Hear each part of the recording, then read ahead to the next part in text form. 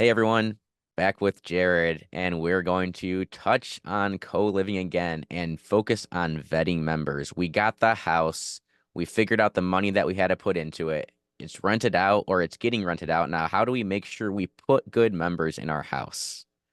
What do you think about this one, Jared? This is this is this is probably one of, if not the most important thing with this strategy. I'm not going to claim I figured it out, but I've learned what not to do, and that's at least in positive. As long as I'm getting better each time, and I'm going up the scale, and I'm altering my rules. As far as the house rules, the biggest ones I think are when you're. So for us, I think for the people that are using PadSplit or a third party, they're doing the upfront vetting, right? The credit check. Well, they don't check credit there, but they're doing all the background checks and presenting that data to you, right? And so when I get that data, for me, if I have an eviction, then I'm out. I've learned that it's just for me in my market, it's not worth it. I have tried several times. I did have one of five work out, and so that percentage isn't high enough for me to take that risk. So that's where I just cut that off immediately. But it's mainly in that conversation. I sit down and I go over the rules. Now I know the property manager we both use goes over those rules, but I don't think they do a good job of actually explaining to them what those rules mean. I think there's somebody somewhere reading it off, or they just say, "Hey, read this and sign it." Whatever they're doing, I don't think it's that great.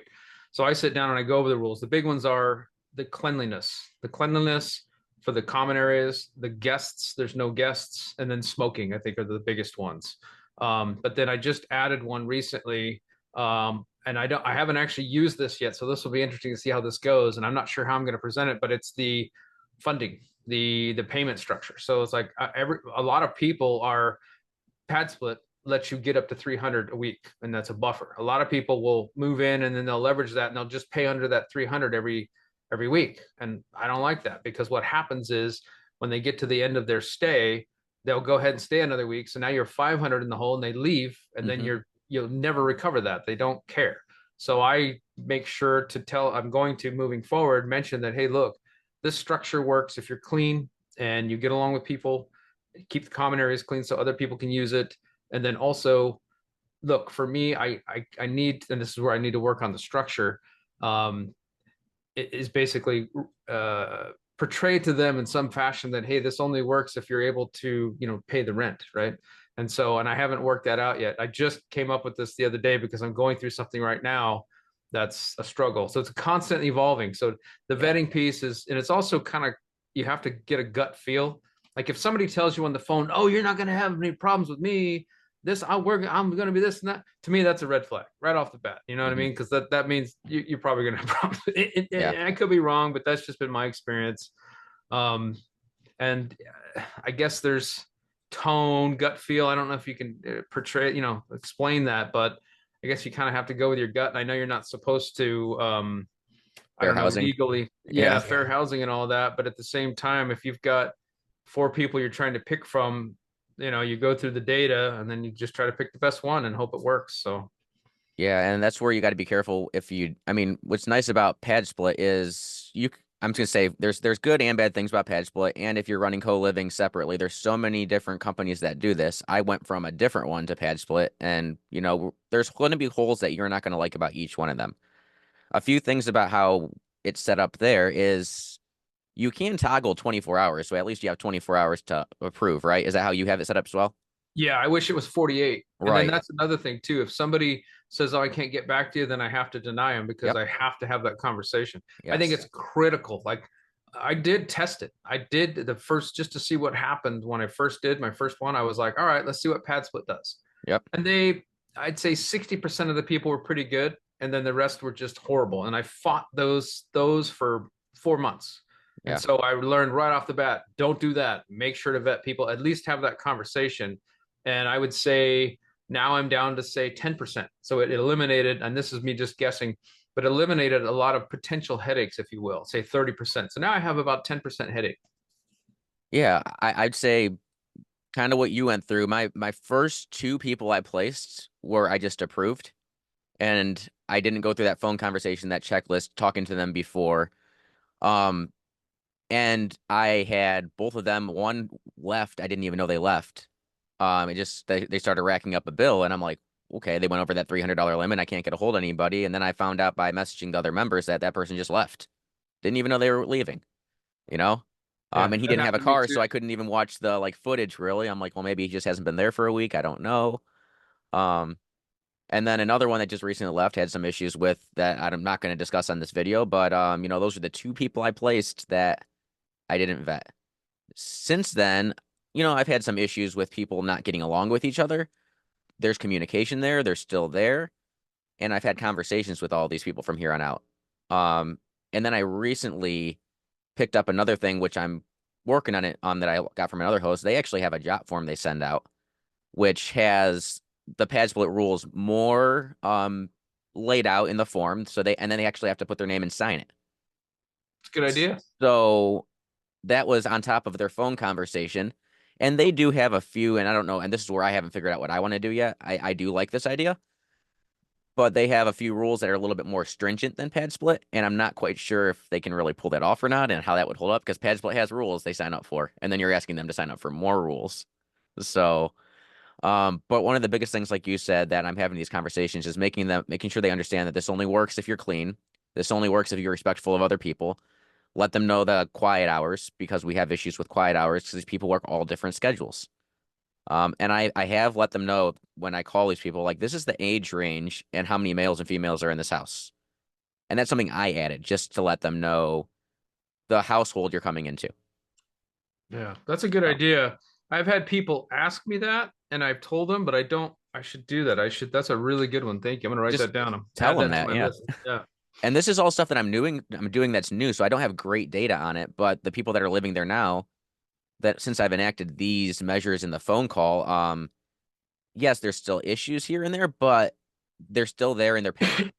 So Yeah. Yeah, that yeah. vetting piece is it's critical for the first few. Like if you're bringing up a new house, it's critical to get those first few to be good. Like you might spend a little bit more time on the first three or four, because I've seen this in the following two houses that I did.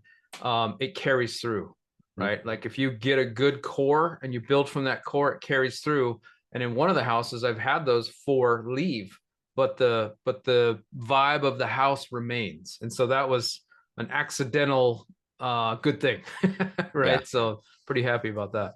Yeah, because it only takes one person to ruin a household, and next thing you know, you have two people move out because they didn't like that one person, and those are two people that would have kept, stayed. You had I had five? five. Yeah, I Yeah. had one guy come in, the guy I was telling you about, that said, oh, you won't have a problem with me. Yeah.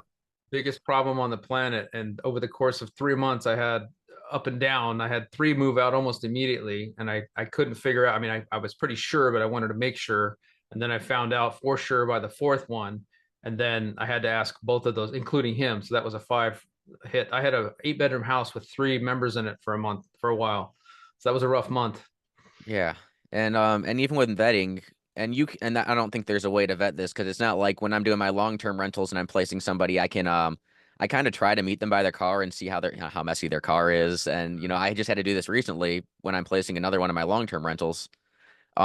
Just a side note, like out of all my long-term rentals, I spend more time on this one pad split than I do on all my other six properties. I got one of those. Yeah. So, um, but I tried to get to make sure I have that opportunity to at least meet them at the car when I go to show them the property to kind of peek in there and see if their car is absolute trash. There's a good chance that that's how they're going to treat your property as well. Yeah. It's Can't do possible. that with a pad split, especially investing out of state.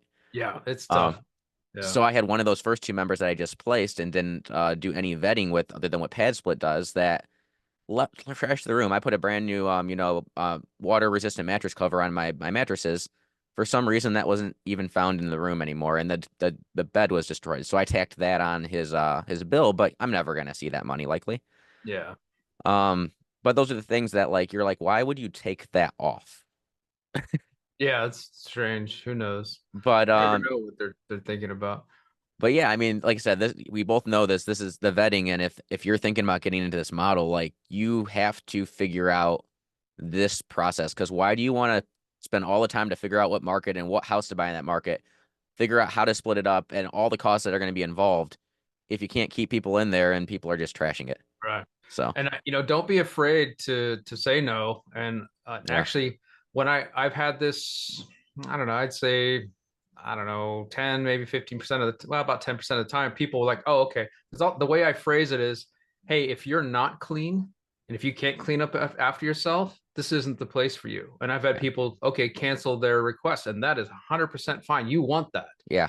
But don't take that as, oh, well, I lost a member. No, what you did was You saved a problem. you saved having to deal with the problem is what you did. And I can say that with almost a, I'll say 99.9% certainty after going through this for a year and some change. That's Yeah. been my experience anyway. So Yeah. And I've been doing long-term rentals for almost 8 years now. And that's the same thing. I've had evictions. I've had to, kick people out that have trashed the house. And I could always bring it back to vetting, whether it was me or when I used to have property management. I self-manage all my properties now, but when I used to have property management, the problems I had were poor vetting, poor tenant placement. yep. And I kind of fell into that same trap when I just got into pad split and I just let the first two people that pad split, approved go in. And then I'm like, wait, I figured this out with long term. It's the same thing with this model.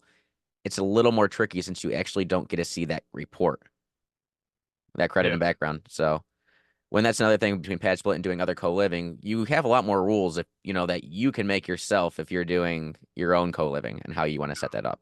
So I don't do this. I think I've done it once or twice, but I know other hosts that once they get the potential member in that 24-hour period, they'll go off and look at social media and check, Instagram, Facebook, all those things just to see get a sense for who they're dealing with. yeah, I don't, that's a good I've one. done it a few times. It's probably a good idea, but I'm not, I haven't done it. I don't know why. I probably should, but Yeah, that's another good one too. And it's just time consuming. So some people slip on some things and that those things that you slip on that maybe you don't want to interact or you're even sometimes scared to ask because that is sometimes you're like, I don't know if I should really ask that person this.